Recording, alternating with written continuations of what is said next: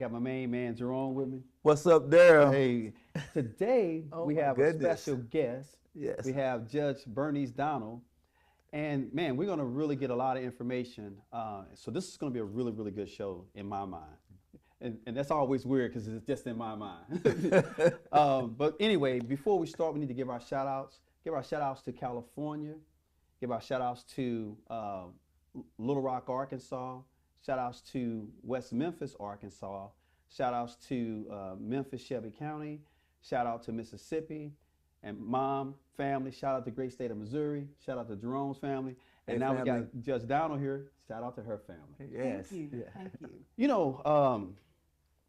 You know, so just to Jerome, this is, I mean, when you told me, and man, I see Judge and talk to Judge Donald all the time, Yeah. so it's, and we text, and she also gives me a I need you text. Right.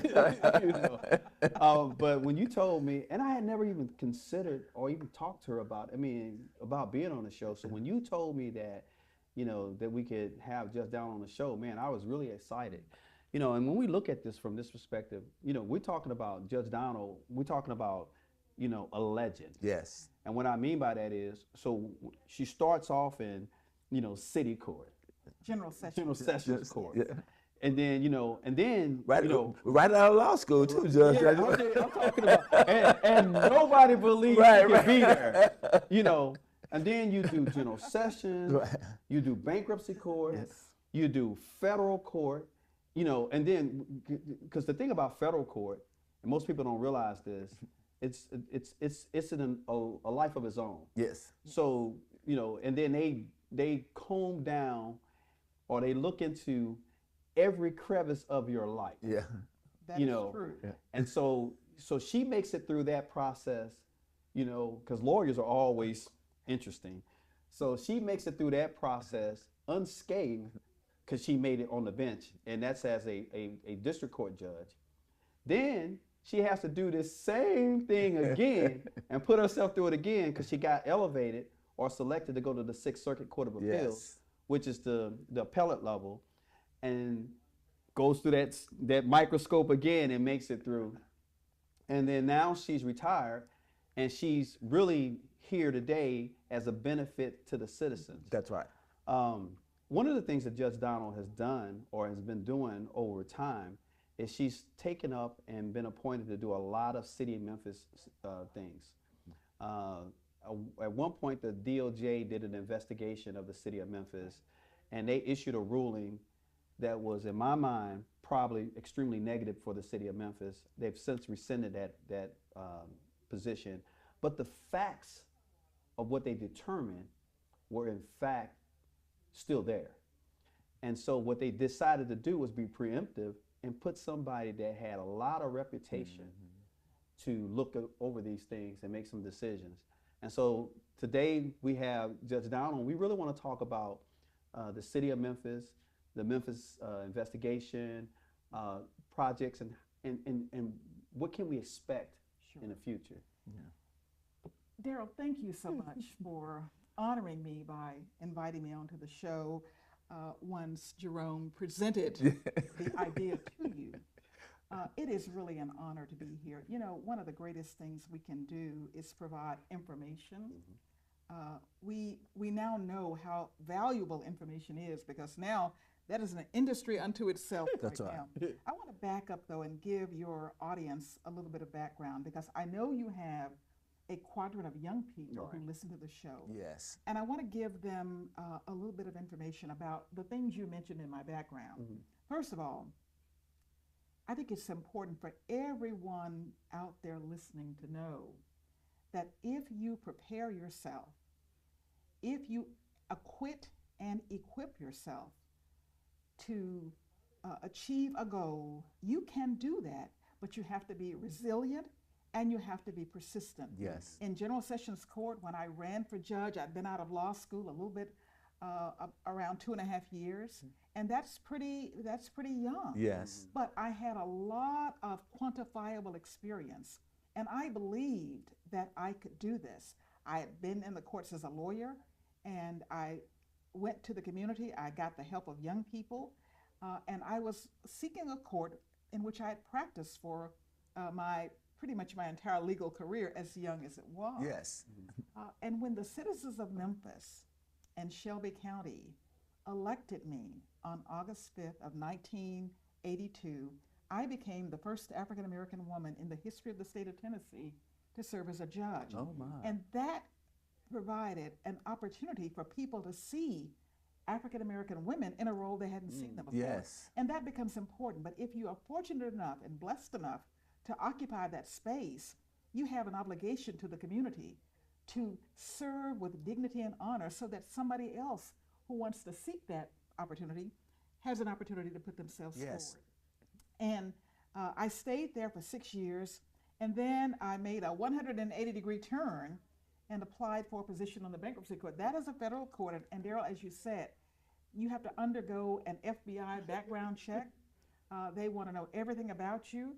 They want to know every place you've lived, who you've communicated with, what you've written, what you've spoken, and they investigate every aspect of your life. And this is another thing I want to say to people. You know, every day you live, you're creating your future. You're building your resume.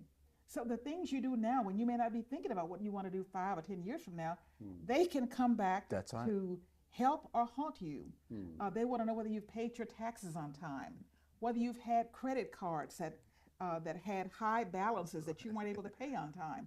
They want to know whether you have been on social media, putting yourself in compromising positions. And those things can actually keep you from achieving your goals. So it might be fun right now, but keep in mind that those things are out there in cyberspace.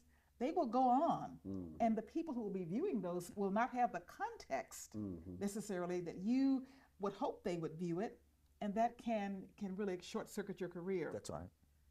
I stayed on the bankruptcy court 7.5 years, and then President Clinton nominated me to the U.S. District Court. And that is a lifetime position, but I had to undergo another FBI check, and they check with people who have served favorably with you and people who have opposed you. So civility, professionalism, courtesy, and all of those things matter. So you may really dislike the way somebody has conducted themselves before you, but the right thing to do is not to lash out, to write some kind of vitriolic post.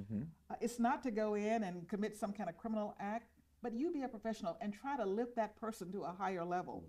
So that was a lifetime appointment that I stayed with for 15.5 years, and then President Obama appointed me to the U.S. Court of Appeals, which is one level below the U.S. Supreme Court. Yes. And that position covered Michigan, Ohio, Kentucky, and Tennessee.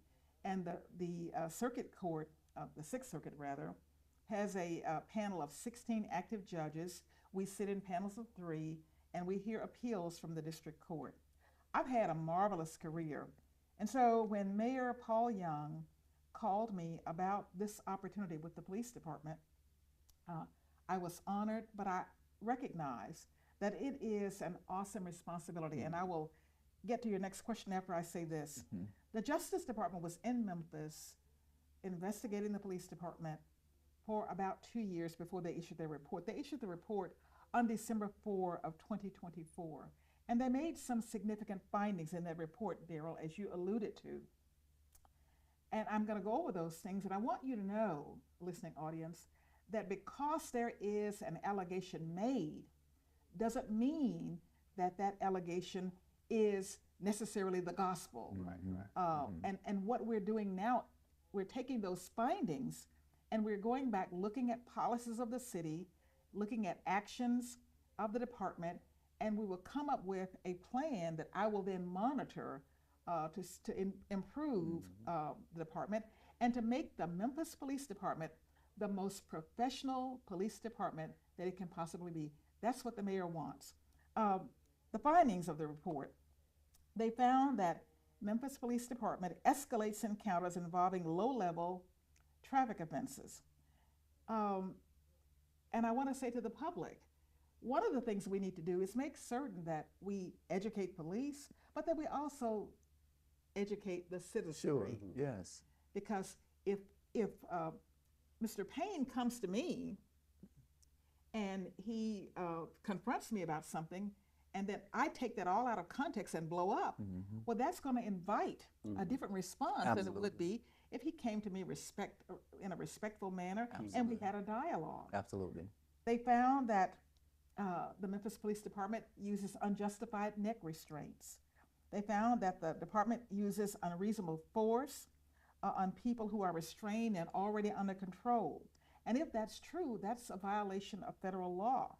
They found that the police department's use of less lethal weapons were excessive and thus violated the law. There are a number of other findings that they made, and they found that there was disparate policing in the African American community than there was in the white community. So all of these things we're looking at, but with all of the experience I've had, I don't have a policing background. And so we will use subject matter experts, people who are professionals, researchers, and people to go over this data and to find out whether officers are being properly disciplined, whether or not there are gaps in the training, whether or not the policies are in some way deficient, whether or not there is bias in the policing across communities. And we will end up writing a report, but we'll also engage these professionals to train the department. Because I want to tell you, notwithstanding this report, there are many, many, many good men and women who conduct themselves professionally on that department. They want to do a good job, but they also want to go home to their families at the end of the day. Yes. And we don't discount that. So we will give a fair and balanced appraisal and review of the policies. Some of these policies have already changed since the time the Justice Department came, but we will keep the community advised of what's going on and will be spearheading that effort under the or in collaboration with these professionals. Yes. And I've talked a long time. No, so no, I'll stop. no. Well, let me, and I'm probably the wrong person, Okay. and the reason why, obviously I do a lot of civil rights cases. Yes. But policing or police officers as a whole, there is this air of, I'm the boss. So if I'm wrong, I'm going to be bossly wrong. So my question is there a thought process or a concern about a culture within a department just by mentality that has to be worked on and changed? According to the Justice Department report, yes, there is a culture that the police do not engage in appropriate de-escalation. And I think part of the thing that you're saying about the bossiness, that in itself is a manifestation of some of that escalation. As I said before, that we take the report for what it reports, and we're going to go behind it Right. with professionals who are going to investigate all of those things. The people from the Justice Department talk to a number of members from that community, but we're also going to be having meetings in community to find out from the community, how do you perceive policing in your community? They may say exactly what you said. And we're not just talking to people who are going to be academics or ministers. We want to talk to people who've had encounters. That's right. So we want to get that, and we'll be collecting that information. But we have got to make certain that we have a professional police department that respects the rights of all people, that police all people as citizens deserving of respect and dignity, and we must apply constitutional norms no matter who is the object of that policing. So that's the goal. But I don't want to leave here without saying we, the community, also have an obligation. Because the police rather, are the public, and the public is the police. We can't have, 2,000 police officers and put all of the responsibility on them to police our city 24/7. But when they do police it, it must be done constitutionally, it must be done with dignity, and it must be done with respect, and it must be done from a position of equal treatment. Well, so one of the things I've learned and I've watched, there's two things. The first thing is I don't want to say if it's the police department or the city of Memphis, but a lot of times there's a lot of police initiatives. And a lot of these initiatives are really, really good initiatives. I mean, because what has happened over the years, and tell me, I don't know how this has affected the system, but we went from police officers being in communities, walking, talking, hanging out with the citizens, to driving and patrolling in cars and not actually having a physical interaction with the public. How much of that has really changed or made policing problematic? That is a keen observation that you make. I have talked with police chiefs and citizens in other communities, and one police chief with whom I train is the chief of the St. Petersburg Police Department. There's a different demographic. There's smaller community, but this chief implemented a program that's called Park, Walk, and Talk. So I like hour that. a month, every officer who patrols the streets of St. Petersburg has to go into the community they patrol, park their car. They're not making any arrests. They're just going, knocking on doors, introducing themselves, and meeting the people on the other side of those doors. It's not a confrontational situation. They're not meeting each other in crisis. What that has led to is greater trust, more equitable policing, but it's also led to higher quality policing, because when something does happen, the people in that community know the officer, and they're more willing to come forth and give information and help to solve those problems. So I believe that real community policing, not just the label community policing, real true community policing is one of the keys to solving this issue that we have.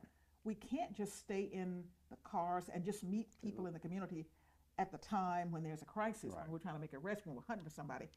And an annual giveaway of turkeys at Christmas time is not going to do that. That's right. Those are the good initiatives, yeah. Nor will, an occasional basketball game in the community. There's got to be real, true community policing. Yeah, but on top of that, again, I like some of the initiatives, like you just hit on the turkeys and just being around people that need help. I mean, but sometimes it's not enough. That's the point. That can't be all of the initiative. Right. It can't be. And let me just say, as I have gone about this community, there have been people who have said to me, we need more policing in my community, because people are fearful. Right, But that's people right. should not be a hostage That's in right. their own home. That's right. And there is a role for police. Sure. Right. But Right. it's got to be professional policing, it's got to be respectful policing, and it's got to be policing with dignity.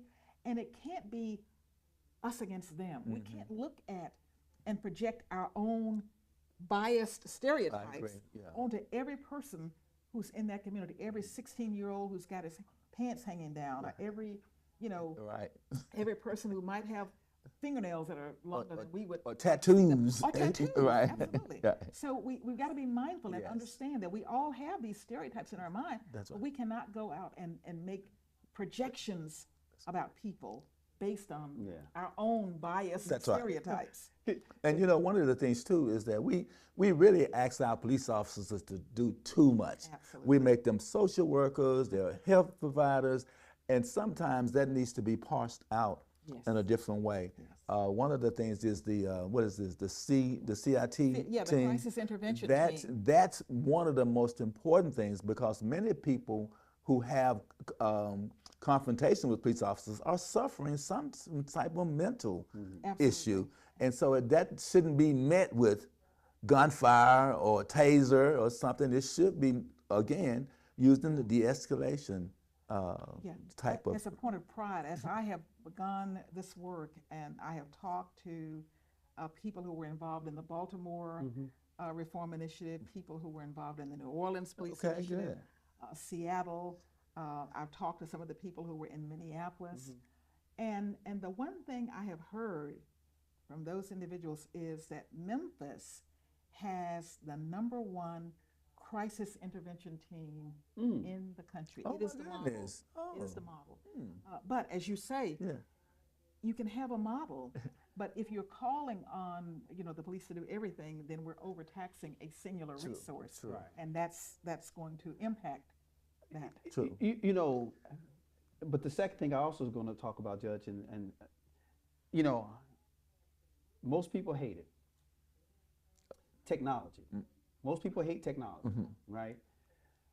But the best thing that ever happened was body cameras. Because the old rule, and we say that, I say this with my kids, and people say this with their kids, and people say with other ones, right? You will do a lot of stuff when you don't think nobody watching. Interesting. The camera's always on. Yes. So if the camera's always watching you, and you know it's always watching, now if you're gonna do stuff and you know the camera's on, you shouldn't be doing that job. But if you pretend like the camera is always on, and I'm gonna work based off of everybody is checking my every move, my every word, my every statement, Sure. then you will do a better job just overall. Well, I want to disagree slightly with your Okay. initial premise, Okay. and that is that everybody hates technology. I think people love certain technology, but if you're talking about departments and body cams and that kind of a thing, some people do not like that. And I think the public has a right to be suspicious when something happens, and there are periods when all of a sudden the body camera Sure. is Sure. off, Sure. or it conveniently did not get turned on. Sure. People have a right to question Right, that, right. and there have to be policies, and there has to be adherence to those policies, and the supervisory levels have to make sure that those policies are enforced. Exactly. And when there is a failure to enforce the policies, that there is Consequences for consequences, right, yeah, discipline. absolutely, And absolutely. it can't Yeah. just be we're all in the same No, pen, no. and I'm gonna wink, wink, slap, slap. No. No, it can't And be. that's the concern, Yeah. Yes. Judge, you That's hit right. it on the head, because that's the concern, because, again, I do what I do, but always the concern is a lot of these organizations have policies. Yes. And the policy says, so for instance, with the police, the policy says if you have an excessive force or any type of force that's been alleged, then what the supervisor is supposed to do is review all the body cameras. Right. That's, and you probably know this better than me, but that's Memphis policy. But what we have learned is that wasn't happening. So they would have those policies and those requirements, but then they wouldn't do those things. So a policy that nobody wants to kind of pay attention to Right. or follow through on.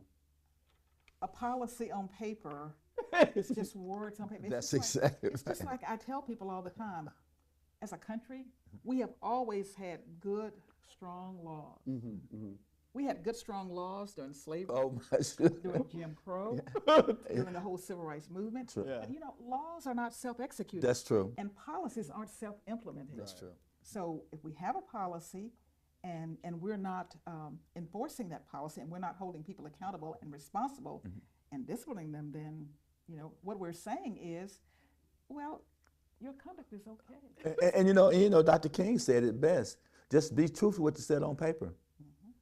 We hold these truths. That's all we're asking for, is to follow what you've already said. Absolutely. And you have to be committed to what you said, and we'll be a much better place. And you have to make sure that all people That's are included in the we. That's exactly right. Because if it's just we, Yeah, Jerome and right, me, right. then, And Darrell's not right. whoever's Exactly. on the outside. Right. So so Jerome and I, Judge, we used to have this conversation about this type of thing. And, the Civil Rights Act original was developed in the 1800s. Yeah. Most people always talking about the title, the Civil In the Rights Act of 66, 1960. right. There was no need for the Civil Rights Act of 1960 because it already existed Absolutely. in 1800. Right.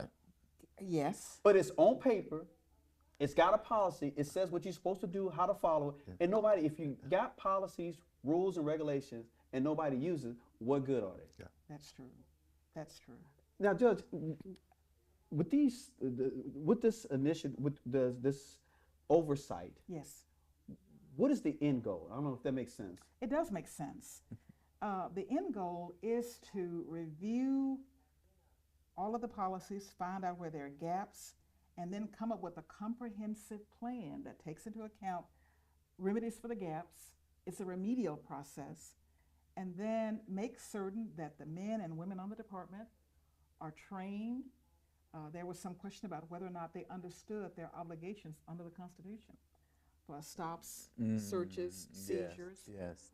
to make sure that everybody gets training, and not just a one and done, but that there is a process to continue training, that they impose discipline, that they do, that they have checks on people to make sure that they continue to be fit for duty.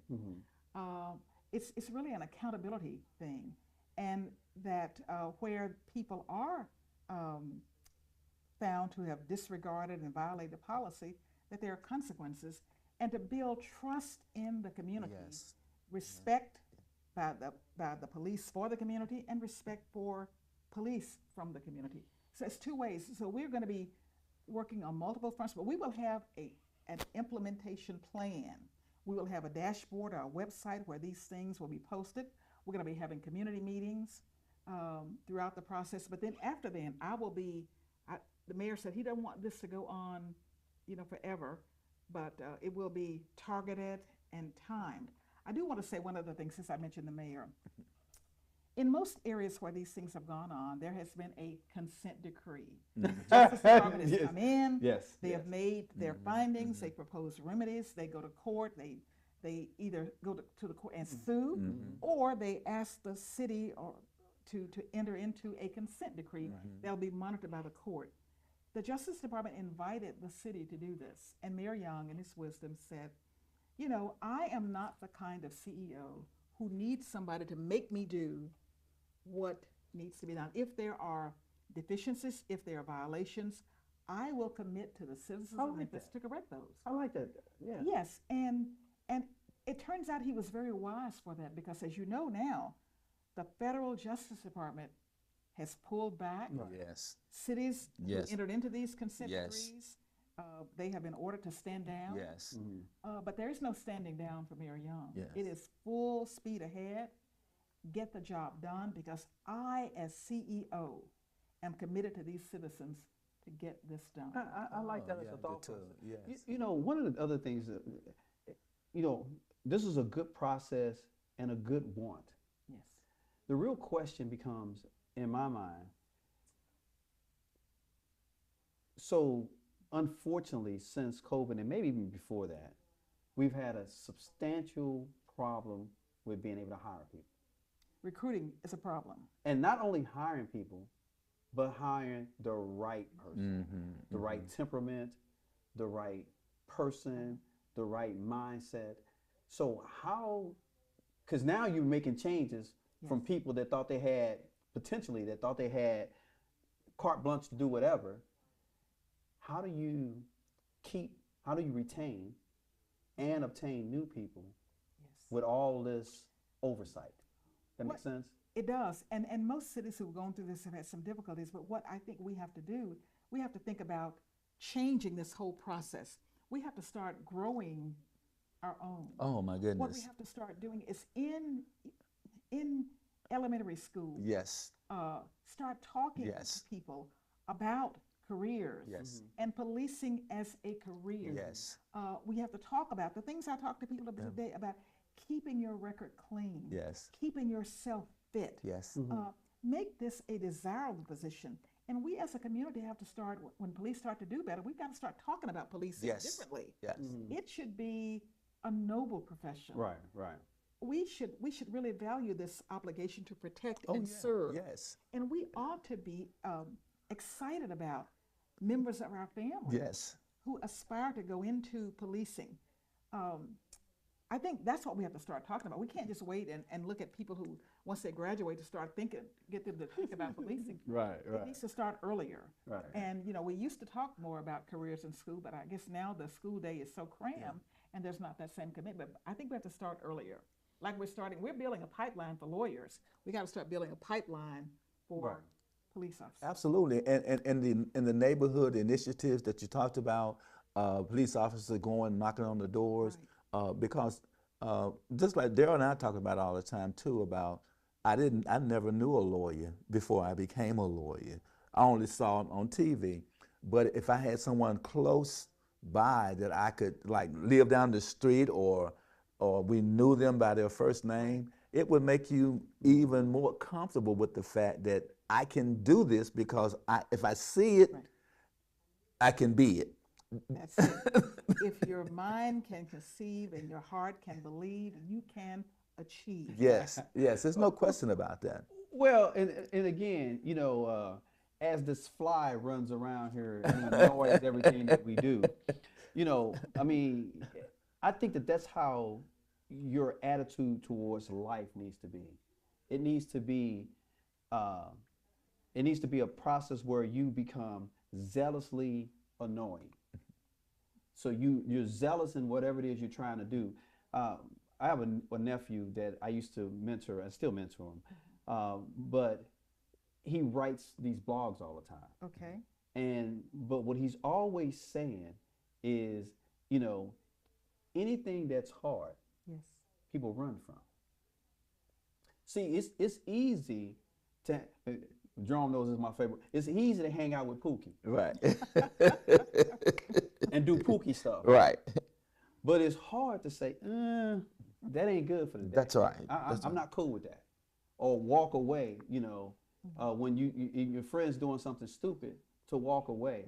And really the other question becomes, if we really want policing to be better, everybody knows who are the bad apples. Everybody knows. But don't nobody want to tell. Mm-hmm. I don't want Pookie in my neighborhood. Mm-hmm. But when Pookie do something stupid, and I know he did it, I won't tell. Well, Dad, we talked about that too before, about the reason why many of our people of color don't really call the police to come to a situation is because many times those very situations turn deadly. Well, who wants to be responsible for that? I mean, even family members can call the police about a person who's having a mental crisis, and the police officer storm in, and now the relative is dead. But you knew Joe, our uncle, called the police. So for the rest of Joe's life, he's be responsible for having Pookie killed for calling the police. You have to figure out, Jerome, how to change that mindset. Right. You have to figure out how to clean that up. That's what we're working on. That's what we're working on tonight. Yes. In the community who are doing policing, then you can call the neighborhood police person and that's exactly right. And that police officer. That's the one. That person will be. That's what it. Exactly. In the 1 minute that we have left, I want to tell you two quick stories. We had a family call last night. My sister Virginia Wilson started a program back during COVID. Well, we have every other week we have somebody come on to talk about this, and we had somebody come on talking about youth last night. And this young man was talking about how his life had been turned around by some program called GIFs. And he said that he started hanging out with the wrong, hanging out with Pookie. Been there. And he stole a bunch of stuff, and he had it in his closet. Oh, my goodness. She searched his closet, and she said, whose stuff is this in here? And he first tried to lie about it, and finally he said, it's mine. And he said, she called the police on me. His mother. But his life is now turned around. He's on the right road. Yes. And the police didn't come in and beat him up or shoot him or anything. They came in, and he lived to tell that. That's one story, and I think that's about all the time I have. But I'd like to make a closing comment to the public. This initiative is well-meaning. The mayor is committed. I'm committed. But we can't do this alone. We need the help of our community. And for those of you who are in these other surrounding communities, let your friends in Memphis know that Memphis is better then we are presented, and we are committed to being not only the best city that we can be, but we're interested in having the best police department that we can have. That is our goal. And in the words of Nike, we're just going to do it. Right. All right, y'all. Thank you for watching the show. We're going to bring Judge Donald back again, and going to try to get a plan together where she can give some updates on different things when this, as things go along. Again, thank you for watching the show. We'll see you back next week.